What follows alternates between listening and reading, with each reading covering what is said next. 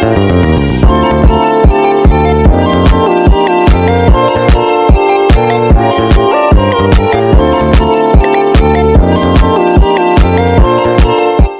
Assalamualaikum warahmatullahi wabarakatuh.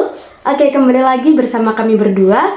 Baik, untuk video kali ini kami akan membahas mengenai perpindahan faktor internasional. Pada sebelumnya kami telah membahas terkait dengan skala ekonomis, persaingan tidak sempurna, dan perdagangan internasional. Baik, langsung saja kita mulai. Jangan lupa simak dan tonton videonya hingga selesai ya. Baik, langsung saja kita mulai. Jadi integrasi internasional itu tidak hanya terkait dengan pertukaran barang jasa atau yang disebut dengan perdagangan, melainkan juga pertukaran internasional yang berupa pertukaran faktor produksi. Jadi, negara yang berkelimpahan tenaga kerja nantinya akan mengimpor barang-barang yang padat modal atau menarik modal dengan pinjaman dari luar negeri. Sebaliknya, negara yang memiliki modal secara melimpah akan mengimpor barang yang padat karya atau mengimpor tenaga kerja. Namun dari banyaknya alternatif-alternatif tadi tidak serta-merta semua dapat diterapkan karena ada yang namanya pertimbangan politik, di mana sekaya apapun suatu negara itu tidak akan secara cuma-cuma mengobral modalnya begitu saja. Dan di sisi lain, sebagai negara penerima modal atau sebagai negara yang menerima investasi itu juga belum tentu menerima investasi dari negara lain. Nah, selain itu, setiap negara akan menerapkan pembatasan-pembatasan imigrasi sehingga mobilitas tenaga kerja akan lebih kecil daripada mobilitas modal internasional. Nah, kita tahu output yang dihasilkan akan bergantung pada penawaran faktor produksi. Jadi semakin banyak tenaga kerja yang dipekerjakan dengan jumlah tanah tertentu, maka ini produsen harus mengarah pada teknik-teknik produksi yang lebih padat karya. Nah, upah real dari setiap tenaga kerja itu akan sama dengan produk marginal tenaga kerjanya. Diasumsikan di sini ada dua negara seperti biasa, domestik dan asing. Diumpamakan di domestik itu kaya akan jumlah tenaga kerja, akan tetapi lahannya adalah terbatas. Sebaliknya, di asing memiliki lahan yang luas namun tenaga kerja yang terbatas. Nah, dari sini pekerja di domestik akan memperoleh pendapatan yang lebih sedikit daripada pekerja di asing. Sedangkan pemilik tanah di asing akan mendapatkan pendapatan yang lebih besar daripada pemilik tanah di domestik. Nah, dari sini tentunya akan ada perpindahan faktor produksi, di mana yang dapat berpindah hanyalah pekerja, bukannya tanah yang berpindah dari satu negara ke negara lain. Sehingga perpindahan faktor produksi tenaga kerja ini akan menurunkan jumlah angkatan kerja di domestik dan akan menaikkan jumlah angkatan kerja di asing. Sehingga upah real di domestik lambat laun akan naik, sedangkan di asing akan turun. Dan nantinya upah real di kedua negara ini akan sama. Oke, berbicara mengenai perpindahan faktor produksi, jadi sebenarnya perpindahan faktor produksi yang dimaksud itu bukanlah memindahkan mesin ataupun suatu peralatan dari satu negara ke negara lain, melainkan di sini terjadinya suatu pinjam-meminjam atau pinjam-meminjam ini adalah suatu perdagangan internasional. Namun perdagangan internasional di sini bukan berarti menukarkan barang satu dengan barang lain dalam waktu tertentu, melainkan melakukan perdagangan antara barang yang sekarang ada dengan barang yang harus ada di masa mendatang nanti. Maka dari itu, perdagangan semacam ini disebut sebagai perdagangan antar waktu atau intertemporal trade. Oke, perlu kita ketahui juga bahwa suatu perekonomian itu biasanya tidak akan mengkonsumsi seluruh outputnya yang diproduksi sekarang itu secara keseluruhan, karena sebagian outputnya itu nanti akan digunakan untuk investasi. Maka semakin banyak output yang diinvestasikan, maka di situ akan memungkinkan semakin besar peluang suatu negara tersebut memproduksi di masa yang akan datang nanti. Akan tetapi di sini untuk melakukan investasi lebih besar, maka membutuhkan suatu negara tersebut harus menghemat sumber daya yang dikonsumsinya. Maka di sini harus ada sesuatu yang dikorbankan untuk masa sekarang ataupun masa yang akan datang nanti. Nah, maka dari itu untuk menentukan berapa sih sebenarnya besaran produk yang harus diproduksi untuk masa sekarang dan masa yang akan datang itu ditentukan oleh batas-batas kemungkinan produksi antar waktu. Nah, kita di sini asumsikan bahwa domestik ini memiliki kecenderungan untuk mengonsumsi barang sekarang. Nah, maka dari itu ketika hal ini terjadi, maka harga relatif konsumsi yang akan mendatang itu akan lebih tinggi di domestik.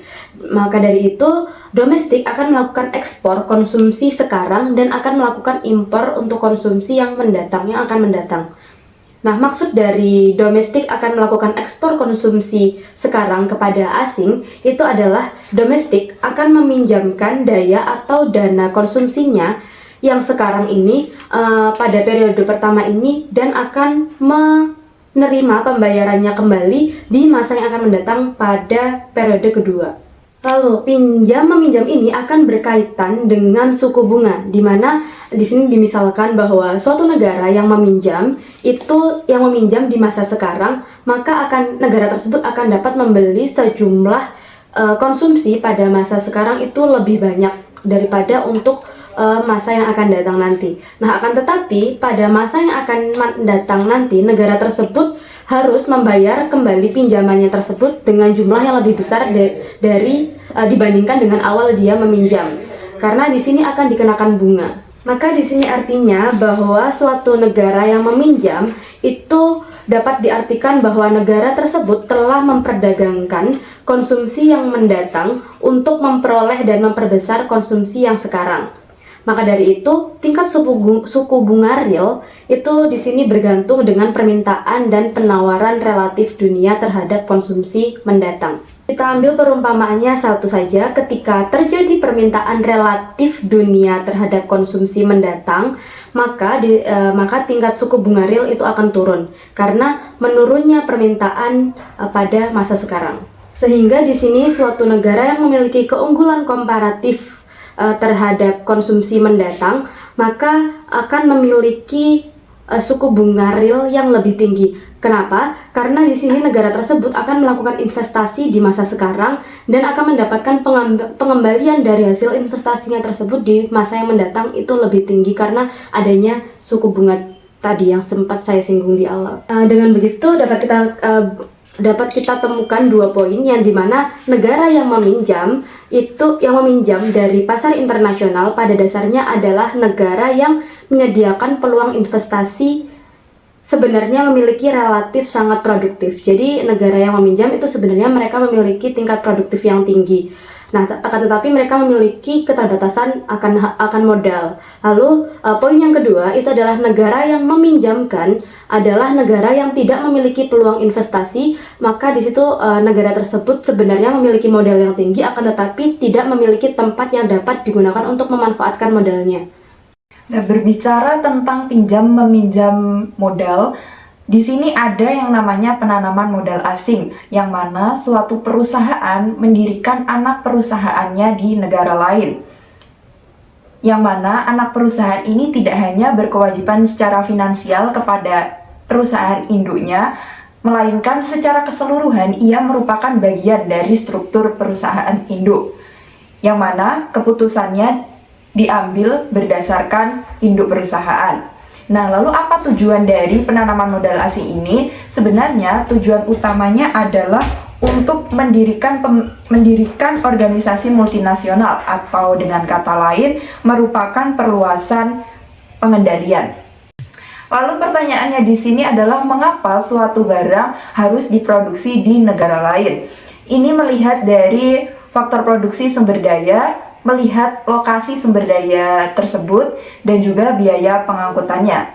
Selain itu, biasanya anak perusahaan itu adalah penyedia input bagi anak perusahaan lain, karena ini akan lebih menguntungkan daripada antar perusahaan harus melakukan pertukaran input untuk menghasilkan suatu output. Maka akan terjadi pertukaran antar anak perusahaan dalam satu perusahaan saja. Lalu pertanyaan yang kedua, Mengapa produksi di lokasi yang berbeda tadi harus dilakukan oleh perusahaan yang sama? Mengapa tidak dilakukan oleh perusahaan yang berbeda? Ini karena alih teknologi tidak secara serta-merta mudah dilakukan. Ini bisa saja karena teknologi tadi belum ditulis secara baku atau hak milik teknologi yang tidak mudah untuk ditetapkan. Jadi suatu perusahaan akan tetap mendapatkan keuntungan tanpa perlu menjual teknologinya, melainkan dengan mendirikan anak perusahaan di luar negeri.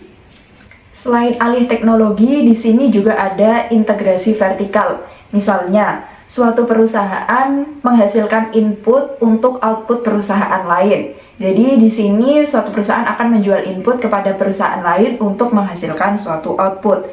Dengan kondisi penyedia input akan selalu mematok harga pada harga yang tinggi, sedangkan perusahaan yang menghasilkan output tadi mematok harga pada tingkat harga yang rendah. Hal ini menyebabkan adanya permintaan dan penawaran yang tidak pasti, sehingga akan terjadi fluktuasi harga. Nah, oleh karena itu, perusahaan memilih untuk mendirikan anak-anak perusahaan untuk dapat menghasilkan input dan pada akhirnya output dari perusahaan itu sendiri. Oke, dari penjelasan yang telah kami sampaikan tadi, dapat disimpulkan bahwa suatu perpindahan faktor produksi dari negara satu ke negara lain itu dapat menjadikan suatu perekonomian dunia yang lebih efisien, di mana perpindahan faktor produksi itu dilakukan dengan pinjam-meminjam dana konsumsi. Negara yang komparatif terhadap produksi sekarang, maka negara tersebut akan melakukan pinjaman ke negara lain untuk memaksimalkan lagi produksi barang sekarang dan akan mengimpor barang untuk masa yang akan mendatang. Nah, selain itu, terbentuknya perusahaan multinasional menjadi sarana untuk memperluas pengendalian suatu perusahaan, di mana induk perusahaan akan memberikan kendalinya kepada anak perusahaan yang berada di negara lain.